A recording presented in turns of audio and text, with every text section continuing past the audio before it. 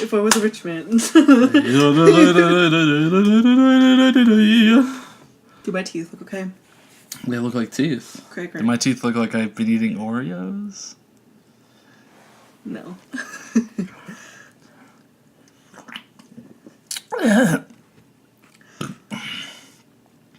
Hello! Hello! Oh, hi! Oh my god! You're over there. You're over there!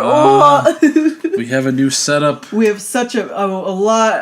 I love it a lot. We never stop it's innovating. Way better. We never stop innovating around If here. you want to see us and you're listening online on Spotify, iTunes, or Google Play, we you can physically see us do these episodes on YouTube. I don't know where I was going with that. I was really like... If you want to watch us, you can watch us. If you want to see us, that is an option. Oh, right. So today, we're going to be talking about some really good movies that are slasher movies. Mm-hmm. And... it's Spookoween! There's no series, it's just October.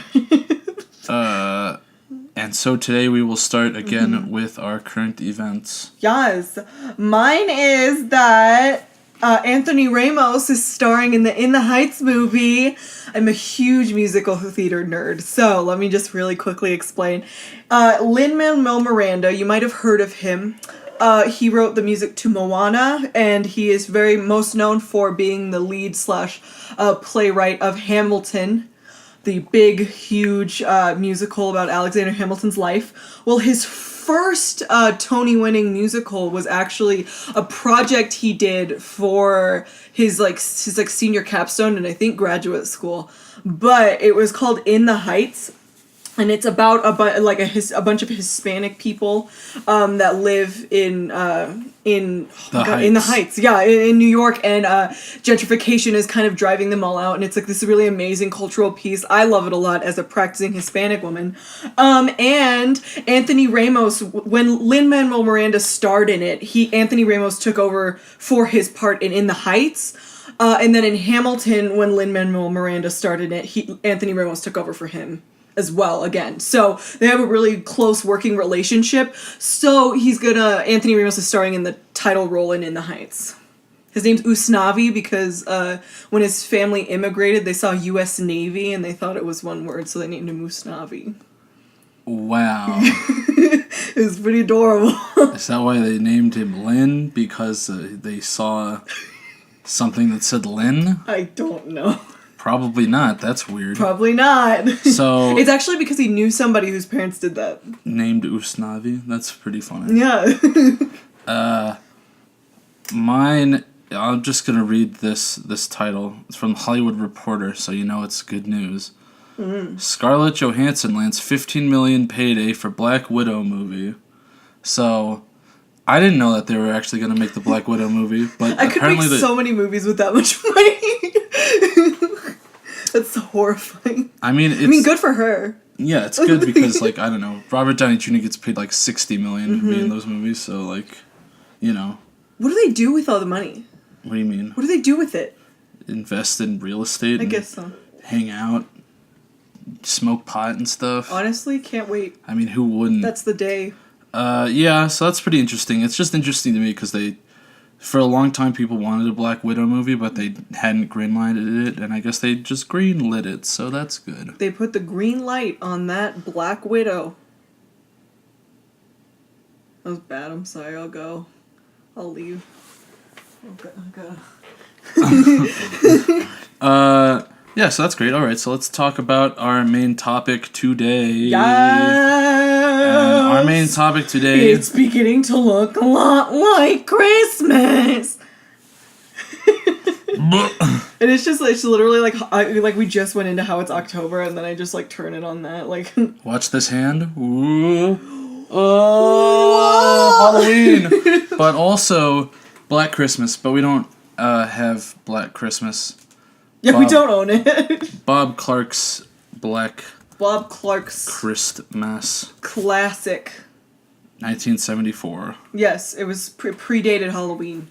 By 40 years. By so long, wow. Actually, we're talking about the remake with Gretchen Wieners. Let's just not talk about that. John Saxon was in it. Yeah. He played the dad in the Nightmare on Elm Street. Wow. The John Saxon. Also, Charlie, I'm sorry. I keep knocking the table and it keeps like shaking your tripod.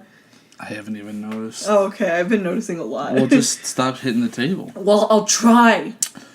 Something that's interesting about Black Christmas to me is that it's directed by Bob Clark. Mm-hmm. And for those of you who don't know what Black Christmas is, I'm sure many do.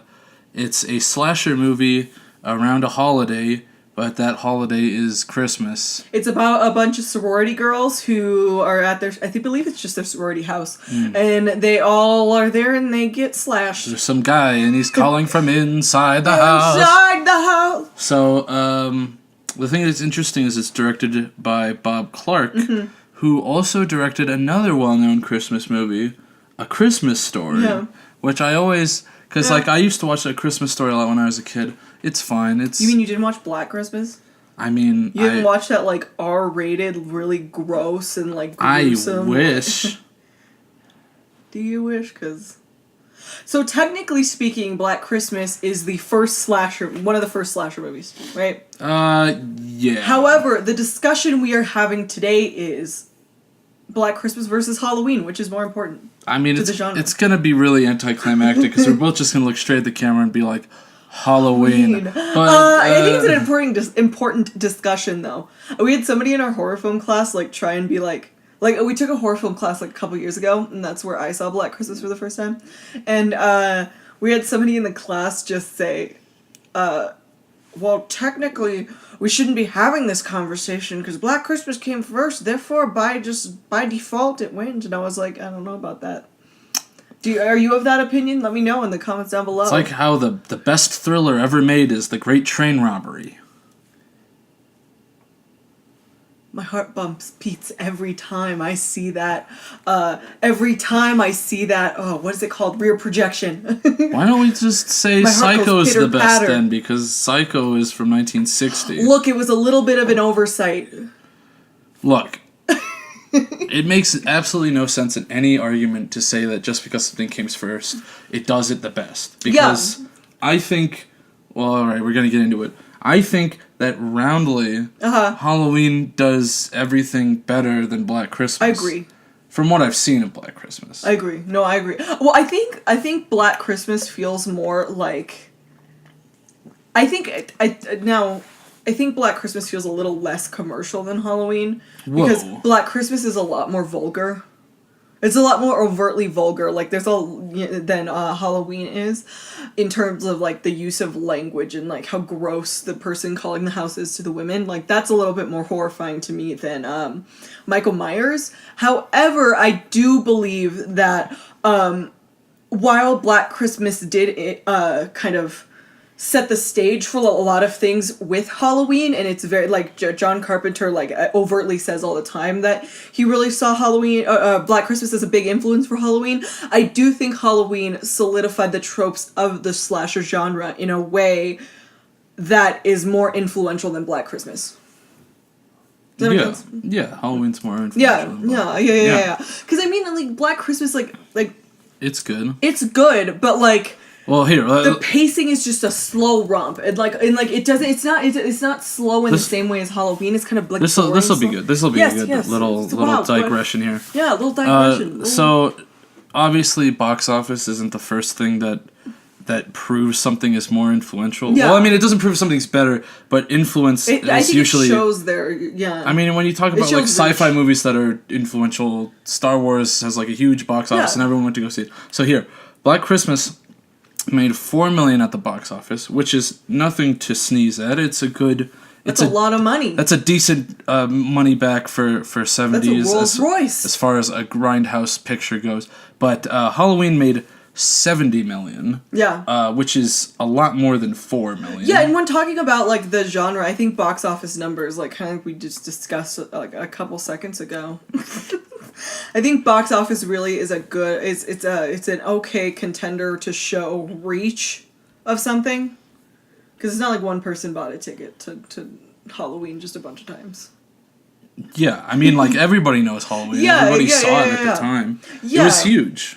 And I think just because Black Christmas influenced Halloween, it doesn't necessarily mean that like Black Christmas is automatically more influential. Yeah. I mean, if anything, I think that Psycho is more of a influence on Halloween than Black Christmas, because in Black Christmas the killer won't shut up, and in Halloween the killer never says a damn word. That's true. But in terms of the slasher genre, like some of the final girl elements come from Black Christmas. The kind of like punishing people for sexuality comes from Black Christmas. Like the kind of false flags and red herrings you see in slasher movies comes from Black Christmas, really. But I do think Halloween extended those tropes in a way that like solidified them. Well, I think so. I think though, ding round one, Halloween is more influential than Black Christmas as a film staple. But on round two, ding ding, ding ding ding. I think that Halloween is a better movie because it's about more than Black Christmas is. Like Black Christmas deals a lot with like sexuality and female bodily autonomy and all that sort of like. Interesting stuff that makes it important, and no one's gonna say that Black Christmas isn't important or isn't good. Yeah, they talked about abortion. Yeah, somebody wanted That's an abortion. That's the only thing. No, I'm just kidding. Okay, listen, but you can incorporate that into the other parts of the movie. Yeah. Because as film students, you have to try real hard. Halloween is just like about like the mass hysteria of suburbia itself. It's like about. It's so much more of like a larger type of evil than like Black Christmas is. I think that they're both about different types of that kind of suburbia. Yeah. And I think that Black Christmas is far more niche than Halloween is. Because I think with the sorority element thrown in, like in it being like by basic about sorority women and what they're going through and all these horrors coming about because like of their kind of sorority status, I think that's a microcosm of the broader suburbia discussion that's to be had in Halloween as a whole. Yeah, I think that. So I think Halloween. That's kind of why I see Halloween as a little bit more commercial than Black Christmas, just because. I mean, Halloween, you have, like, suburbia as a whole covered, whereas Black Christmas, you have, like, a little microcosm of suburbia covered. Well, I don't know. I don't think that makes Halloween commercial. I just think that Halloween is trying to talk about a lot more interesting stuff that has to do with a lot more than just Black Christmas, which is kind of... Oh, I guess to rephrase it, if you don't like the word commercial, like, it's able to reach people in a different way. It's able to reach a larger degree of people because there aren't niche boundaries on it.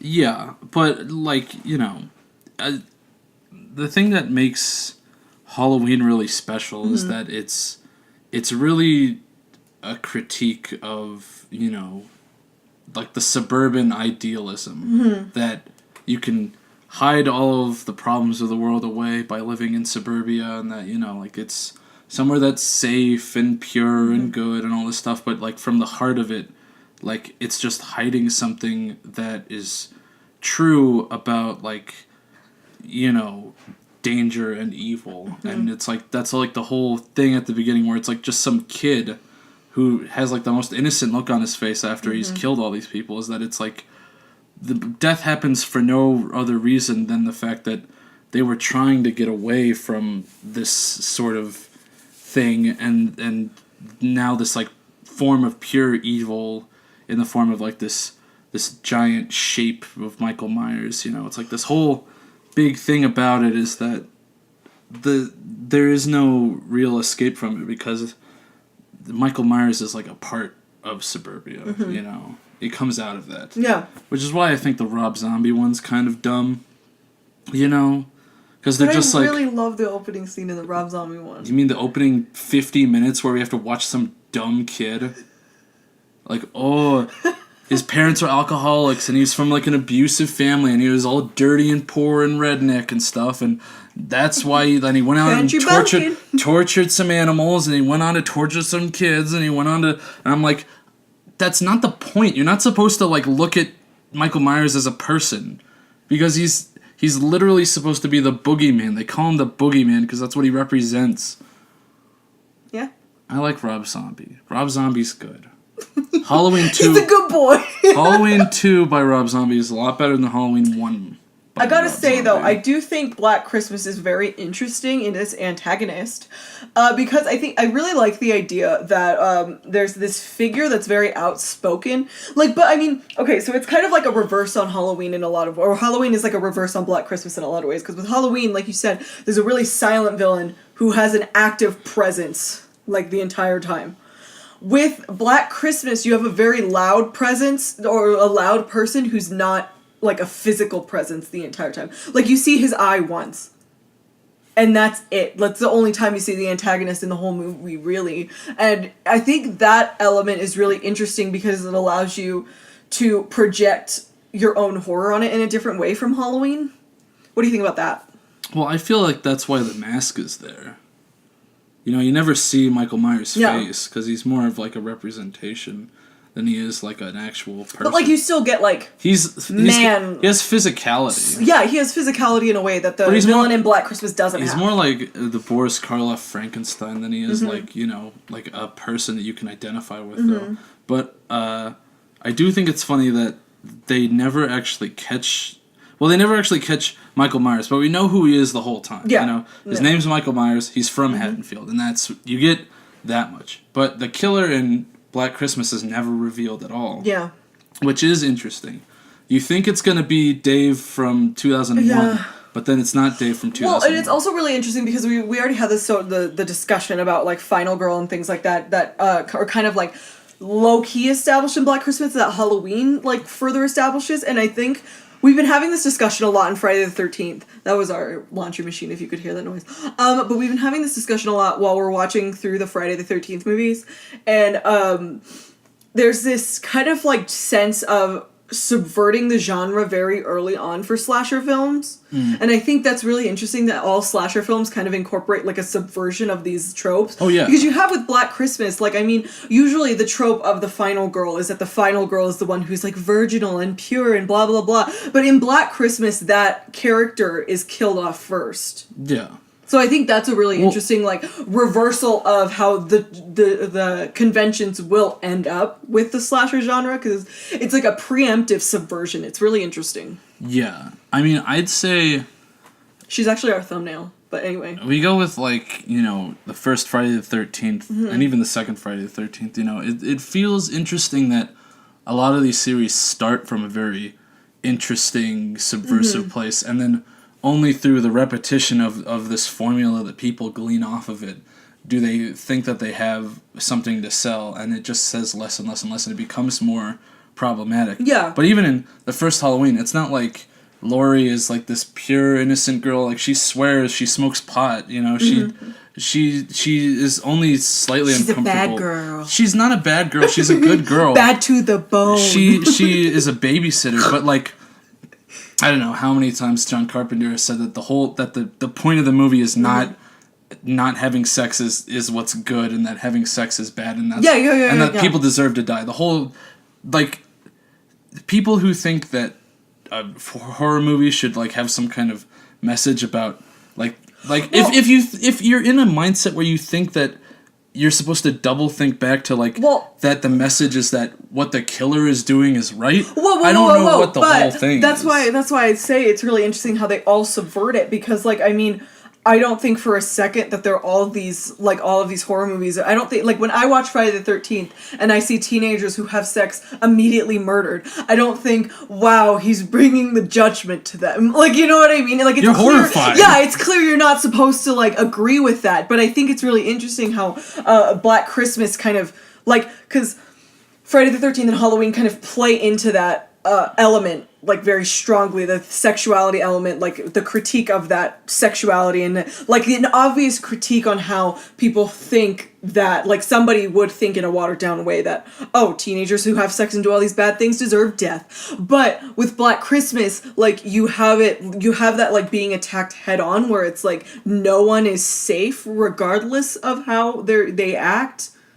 There's this kind of nihilistic force, like, surrounding Black Christmas that I don't necessarily see in the other slasher films. There's also the fact that the killer in Black Christmas does get to like vent a lot of the feelings, and so the caller, the killer from Black Christmas, is just like this really horribly gross, vulgar jerk, like who calls and like just sexually assaults everyone. Very, like, very terrifying. It's very gross. It's very disgusting. Like oh god, yeah, it's horrifying. It's really disgusting really and gross. Like, ugh. Yeah. But then we got to talk about like, well, I mean, you know what is an interesting comparison. What? Like, I didn't mean to sound so aggressive. I'm like, what? I feel like we could compare the two by what I think might be their closest influences, like from the past, and that's like, Mel, there were 8 rings, not 6. I think that Black Christmas has a lot more in common with like Peeping Tom than it does with like Psycho. You know what I mean? Yeah. And I think that Halloween has more to do with Psycho than it does with like Peeping Tom. You know. I could see that. So No, that's a good point. Yeah, so really and interesting. like Peeping Tom, I think came out like a few months before Psycho or something like like with that. Black Christmas, like you see, like I mean, with for Peeping Tom, like it's about a man who films people, like who films like murder. Yeah, he murders people. He murders people while and he films does a reaction. Yeah. And like it's a Michael Powell and Emil Pressburger film. They did The Red Shoes as well. Psycho's Hitchcock. You know who he is. Well, I also think in a way, Hitchcock. I think now I don't necessarily know 100%. Like so, like don't quote me on this because like. Correct me if I'm wrong, Peeping Tom is a British movie, correct? Correct. And I'm not super familiar with British culture, so I don't necessarily think that Peeping Tom encapsulates this kind of cultural attack that I see Psycho and Halloween kind of like a... I think it does. But like, I mean, like with Psycho, you have like specific culture in this specific era being attacked. I don't necessarily see that in Peeping Tom. I don't know if Psycho is really attacking like culture though. What? Why and how? In what way? I think that Psycho is a huge... Like, I think the reason Psycho is so horrifying is that it represents kind of this medial attack on, like, that kind of, like, era of passivity. Of passivity? Yeah, people talk about it all the time, how that shower scene is, like, in a lot of ways, like a youth movement or something along those same lines, kind of breaking out to the forefront. The youth movement? Yes. I don't get it. I'll just Did you not watch that movie about the shower scene in Psycho? That was the worst thing I'd ever seen in my whole life. But it was really interesting because it discussed how it felt like kind of like a cultural explosion, and it was like the shower scene in Psycho serves as a microcosm of that cultural like differentiation. I think that it feels like an attack, but I don't think it feels like it's so pointed that it would be like about anything specific about like American culture. I disagree, but that's fine. That's fine. That's fine. That's fine. It's okay to disagree. But with Black Christmas and Peeping Tom, like Peeping Tom, the thing about Peeping Tom is there's this heavy thread of voyeurism and scopophilia. Like scopophilia. That's literally how the scientist says it in Peeping Tom. He's like pretty much Dr. Freud. And well, but like, you see what I do? Scopophilia. You know what I do think is interesting though? Is what? Like, I do think that Peeping Tom is like a cultural. That's attack. so interesting because I can't like. Well, I mean, I'm not. I feel like it's all about like British repression and shit like that. Yeah, but that's what Psycho's about. Well, yeah, I mean, there's repression in it, but I don't know if I'd like. I feel like it's more about like psychology and expectations than it is like this is what America's done wrong. You know, but I think that Peeping Tom, it's all like about this British scientist that's like doing all these weird experiments on his son using like voyeurism. With Psycho, it's like America going into the 1960s and this like explosive like reaction against like 1950s American culture. Well, yeah, I could see that. So that's what I mean. Sure, but I don't think that's like that's not like the first thing I think of when I think about Psycho. Really? Yeah. That's so interesting. Anyway, well, with Black Christmas, back to this whole voyeurism scopophilia angle, we have Peeping Tom and that. It's a lot of people watching each other and a lot of like horror coming from viewing and like projecting images onto certain things. And then in Black Christmas you have like an antagonist where you only see his eye And so that kind of like physically represents this whole Peeping Tom discussion. So like that's really interesting that you say that, because I do agree that there's a lot with Peeping Tom. Oh, that's just from... I saw, like, this dark line, like, it looked like you had, like, a single tear from mascara, but it's just your glasses, and I was that like... That argument made me cry. I was like, are you okay? I'm very passionate about Psycho being an attack on 1950s culture. But yeah, no, so you have a very strong scopophilia, like, voyeuristic sense in Black Christmas. I don't know what round we're on anymore. I don't know why either. I think we're still on round 2. Yeah. Yeah. But anyway. Yeah, and then Psycho, do you want to go into Psycho and Halloween then, since you have a different perception of Psycho than I? Psycho's really good. We just, like, completely, like, devolved. We're just like, wow, we really like that movie. I feel like that's how all film analysis breaks down at some point. You're just like, well, I thought it was neat how they did that. You know, I liked that. I thought Psycho was really neat the way that he shot that movie.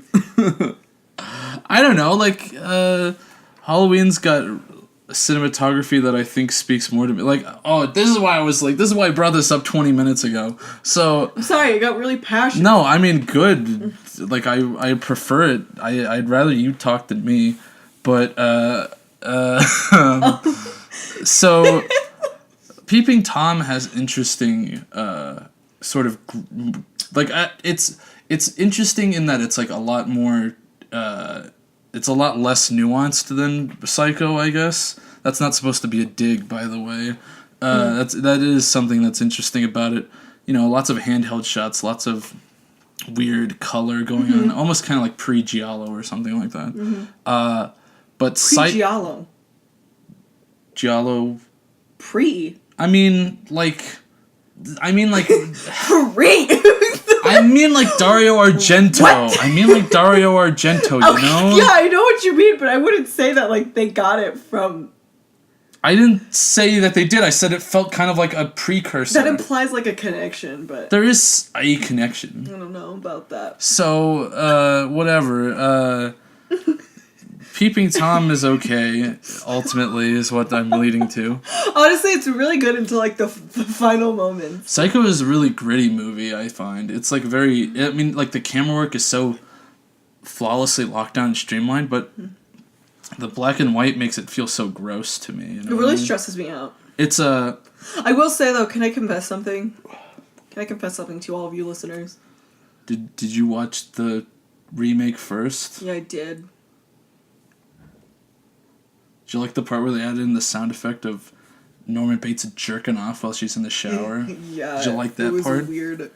I like that. Great job. I really needed the subtext explained to me that this was like an inherently sexual thing, him watching her in the shower. I will say, though, I was as shook as I was watching the original Psycho. I was very, like, shooken up at the end. I'm sure if you hadn't seen the original before and you're a kid, I had no reference do it. point, yeah. That makes sense. Oh. That's fine. You have no shame. Oh my god, thank you. I liked a Bob Clark movie when I was a kid. You know Bob Clark, director of Black Christmas? I liked a Bob Clark movie when I was a kid. It was called Baby Geniuses. Oh my god. That's like the worst fucking thing ever made. I sure hope that my mom never watches this because I think she still has a soft spot for it. We used to watch it all the time. Also, you just said the F word. And I grew up and I hate it now. Okay. As I was saying, but you know, they shot Psycho with the television crew from Alfred Hitchcock Presents. So it's got like this really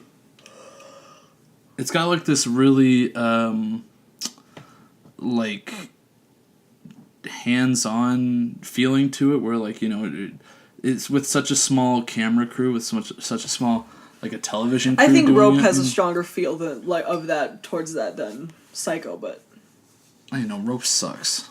You're wrong. You're wrong. But you're wrong, I said. On this front, I think that's what the parallel I wanted to draw between... Screw this, let's just talk about Rope. Just kidding. The parallel that I wanted to draw between Black Christmas and Halloween and Peeping Tom and Psycho is that Black Christmas tries a lot of different, like, interesting, like, a lot more POV stuff than Halloween does, and, like, a lot more weird, you know, because it's like a, like they're both really cheap indie movies that were made for about the same amount of money. In Black Christmas, you're in the position of somebody who's watching somebody else. For the most part. Actually, Black Christmas had double the budget of Halloween. Oh, jeez. Yeah. But for the most part in Black Christmas, you're in the position of somebody who is being voyeuristic towards another person. And for the most part. Because, I mean, in Halloween, you also have the point There's a lot of But in Halloween, in Psycho, like in Halloween and in Psycho, you're kind of like a fly on the wall to people engaging in that type of behavior. The camera... Though it engages in voyeurism because, you know, it's Hitchcock and it's John Carpenter or whatever. I think Halloween and Psycho just have a stronger cinematography in general to Peeping Tom and Black Christmas. Because, like, I don't know. It's, like, just the way that they use, like, the Panaglide in Halloween. Man, you're yawning a lot. I'm just kidding. The way that they use, like, the Panaglide in Halloween, you know... Those, like, really smooth shots and, like, that ultra wide angle lens that he loves using, like that anamorphic 2.35, you know? It looks gorgeous, and I love it. You're gonna say garbage. It looks like gorgeous. Gorgeous. But, you know, I just think that incorporates so much more horror to it, you know, where it's, like, it's so steady that it's unsettling. Yo, I'm the one who decided to make this episode... But cinematographically speaking, I don't necessarily know if I could compare the two because I think it's like comparing apples and oranges. Yeah, but I mean, obviously you can compare them, but I think they're like trying to engage in different types of expressions of voyeurism and scopophilia. So for me, they're both effective equally on different playing fields. On different Haddonfields? Yeah. The town from Halloween? You know, I feel like... Let's talk about Jamie Lee Curtis coming back for a new one. What's going on there, right? What's going on there? I know so many people that are excited for that. We're gonna see it for the dailies. I'm not... People can be excited for whatever they want to be excited for, you know? Like, I'm the type of person that's like, you know, people like Adam Sandler movies, they pay like hundreds of millions of dollars for it. That's on them. You know, whatever. Taste is taste, whatever. I don't really care that much. But, like, I just think that these revivals are just so tacky, you know? Yeah. I can't say anything. I haven't seen it yet. I don't know. That trailer was a little goofy. The trailer was very goofy. I was like, I hope the pacing isn't like this because I'm going to hate it. Well, trailer houses are just so... They cut together trailer. They just hack them together. It's awful now. Isn't it? They have rusty knives. The last good trailer I think I saw was like that Suspiria trailer. That was okay. All of the other trailers, I think, and even Suspiria, obviously, I'm not excited for because I hate remakes and I hate everything and I hate movies. That's why I watch them and that's why I want to make them because I hate movies. Are you okay? What do you want, huh? If you get millions of dollars to make a remake of Peeping Tom, will you take it? No. Get somebody who likes Peeping Tom. Okay. I don't know. Like, if somebody asked... this is what I always say. If somebody, like, came up to me and was like, we'll give you this many millions of dollars and you get to remake Buckaroo Banzai, I'd be so in the middle. I'd be so distraught because, you know, because it's one of my favorite movies. And I don't want to see it remade, but I'm like, if I don't remake it and they get somebody else who like just doesn't like give a shit about it, like will that be worse than if I just bite the bullet and go for it for the payout? What do you think? Comment down below. Is it worse? Is it worse? Is it better? Who knows? Well, I think that we've come a great agreement. I said. Halloween is more influential and we both prefer it. Don't speak for me. That's what we said at the beginning. Yeah, you're right. Halloween's great. Black Christmas is notable. Yep. It's notable. Can I tell a horrifying story from my childhood? You could note it. So, this is a good one. when I was a kid, I said Halloween wasn't that scary because, I was a middle schooler who was grumpy. And your parents were like... And my parents, they're rational. Parents, they were like, well, we don't really know how to, like, deal with this child. So why don't we just do, like, the craziest bullshit ever? And their friend dressed up as Michael Myers and turn off all the power in the house and come after me. They had strobe lights. Thought I was gonna die. They had strobe lights in your house. Yeah, they had strobe lights in my house. He had an axe or like a knife or something. I don't know. It was a mess. Like, and then they were like, "Oh, wasn't that funny?" And I was like, "Ah." Are you scared now? It's like, yeah, that's actually the most scarring thing you could probably do to a child, is to make them think a murderer is coming after them. Yeah, it was great. It was a good time. I had fun.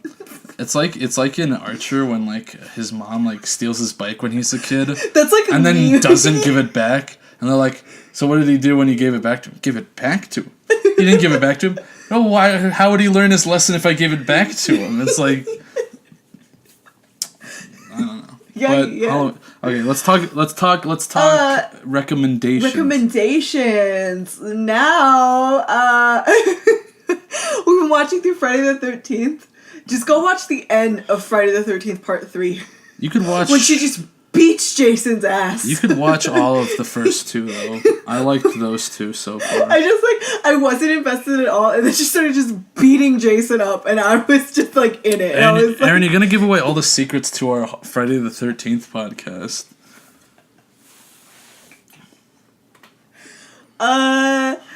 Another slasher.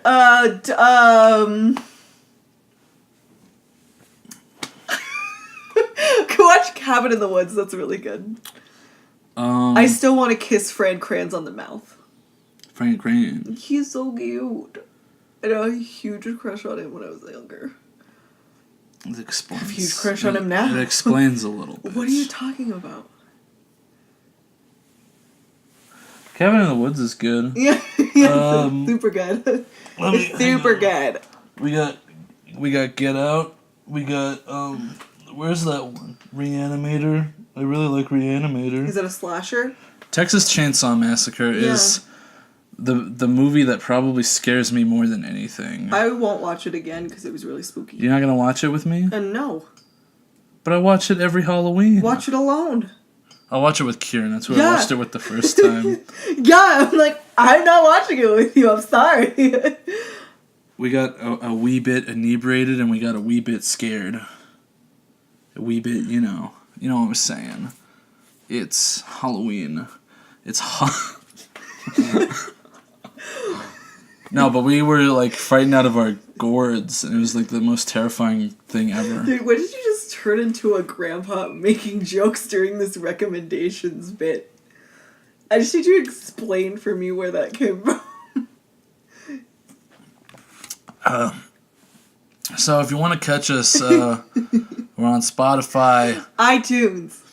We got a website that's Google gentlemenprofessionalfiles.net. We have a new producer. Mac Harrigan, our friend and colleague. colleague. He's my assistant. He's gonna hate that you said that. Oh, yeah. And we're on Instagram and Facebook. Yes. Yes. We're on MySpace. We're on Bumble. We're trying really hard to be a lot more consistent for you guys because, we've been gaining a lot more listeners recently. We got like 27 listeners. We have way more than 27 I thought we had 27 consistent listeners. We have way more than 27 consistent listeners. We have 73 consistent listeners. Well, we want to just do right by those people. So we just want all 73 of you out there to not hate us. Yeah. But also, I want to get that viewership up in South America and Africa, because that's the only place we're at 0. Yeah. Those two. Yeah, it's pretty cool. We have, two continents are at 0. We have, viewers in Europe, and we have a lot of German viewers, though, because we did the funny games stuff. That makes sense. Yeah, we have a lot of German viewers. We have our second highest are viewers in Spain. Ich bin Horst. Wait, what? Wait, what? German for I am Horst. Este Freumann lieben. Oh mein Gott. It's Hitler's Hund. Ist for my Liebe. I just keep saying it. That's just me the whole podcast. I'm just like... But... Yeah, so we want to incorporate, do a lot more live streams now. Charlie and I are on Halloween, actually. We're going to be live streaming, just him and I, a Friday the 13th cute game. So that's going to be fun. We are thinking in November and December of maybe live streaming some Danger 5. And just doing a lot more cool stuff for you guys, making more content for you guys. We have a new series coming in 2019. So yeah, just make sure you're keeping in tune with the podcast as well as our YouTube series of dailies, because we're going to adding another little series on YouTube soon. Ooh. Ooh. Ooh. Ooh. Ooh. Also, if you've been on our website recently, we just got a new player. So now you can just play the on our RSS feed on our website. You don't have to watch the video. But yeah. Oh. Yeah.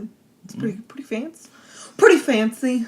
Well, until next time, we hope you love the new set. We hope you love your lives. We hope you love movies. Cause you know. If not, I don't know why you're watching a movie podcast. Yeah, except it's fine if you hate watch us, I guess. Bye. Bye.